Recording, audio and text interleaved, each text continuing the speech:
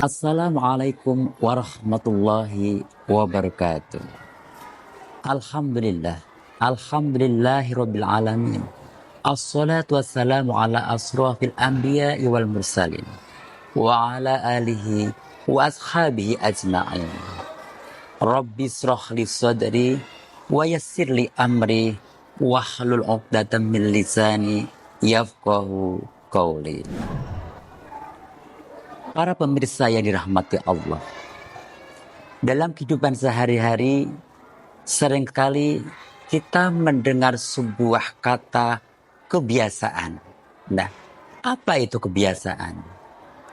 Kebiasaan adalah semua tingkah laku manusia yang dilakukan secara berulang-ulang.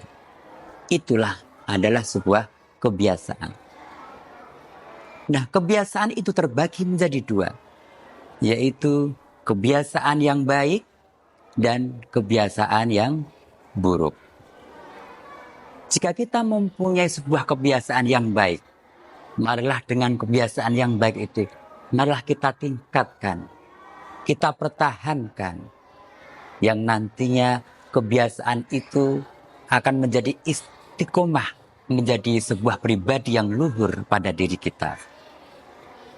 Yang kedua adalah kebiasaan buruk. Para alim ulama membagi kebiasaan buruk atau perbuatan dosa menjadi 3 martabat.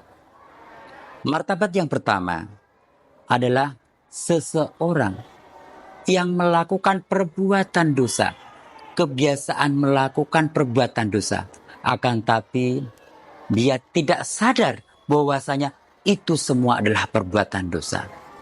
Dan ini merupakan kebiasaan yang paling buruk seburuk-buruk manusia. Adapun martabat yang kedua adalah seorang manusia melakukan kebiasaan berbuat dosa. Akan tapi dia sadar dan berusaha untuk menghilangkan. Dan itu bisa dialami oleh semua manusia. Ini cukup lumayan. Karena apa? Karena ada kiat dalam hati kita, ada usaha dalam diri kita untuk keluar dari kebiasaan yang buruk itu. Martabat yang ketiga adalah seseorang yang berbuat dosa dan ia sadar dengan perbuatan dosa itu, lalu dia berhasil menghilangkan perbuatan dosa itu. Kebiasaan-kebiasaan yang kita lakukan itu merupakan cermin dari sifat yang berada dalam diri kita. Ada beberapa hal yang membuat seseorang itu menjadi buruk, menjadi karirnya menjadi hancur, menjadi pribadi yang kurang baik karena melakukan 4 kegiatan buruk. Yang pertama adalah suka menyalahkan. Baik menyalahkan diri sendiri atau menyalahkan orang lain.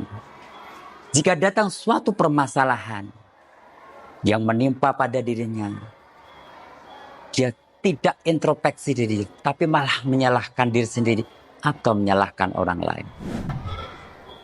Yang kedua, yang membuat seseorang itu menjadi gagal, kebiasaan, yaitu suka mencari alasan. Orang bijak bilang, orang yang sukses itu selalu mencari solusi. Sedangkan orang yang gagal selalu mencari alasan. Kebiasaan buruk yang ketiga adalah ghibah atau suka gosip asik. Kalau di belakang kita tidak mau dibicarakan orang lain kejelekan kita, maka janganlah kita untuk bergosip atau membicarakan kesalahan orang lain. Dan yang keempat adalah suka accuse, atau dalam diri tapi suka mengeluh, suka komplain. Padahal firman Allah yang mengatakan, A'udzubillahi minasyaitonirrajim, Bismillahirrahmanirrahim. La'in syakartum la'azidannakum wa la'in kafartum inna adzabi lasyadid. Sesungguhnya jika umatku bersyukur, maka nikmatnya akan aku tambah. Sebaliknya, apabila umatku kufur, ingkar terhadap nikmatku, maka azabku sangat pedih. Para pemirsa yang dirahmati Allah, itulah 4 hal kebiasaan buruk yang nantinya akan menjadi bumerang buat kita sendiri. Akan menjadi sebuah kegagalan dalam hidup kita.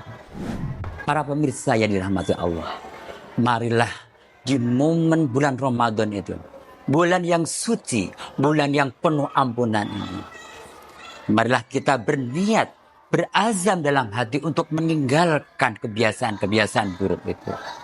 Mari kita tata hidup kita, dimulai dengan ibadah kita yang teratur, wudhu kita yang teratur, perhatikan syarat dan rukunnya.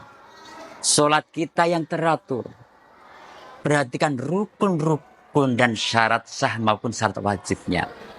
Insya Allah dengan kita menjaga utamanya sholat dan wudhu kita, kita akan terjaga oleh Allah.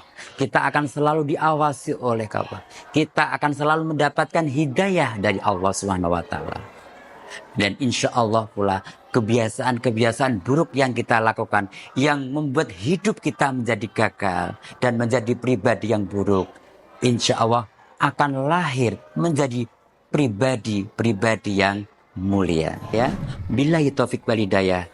Wassalamualaikum warahmatullahi wabarakatuh.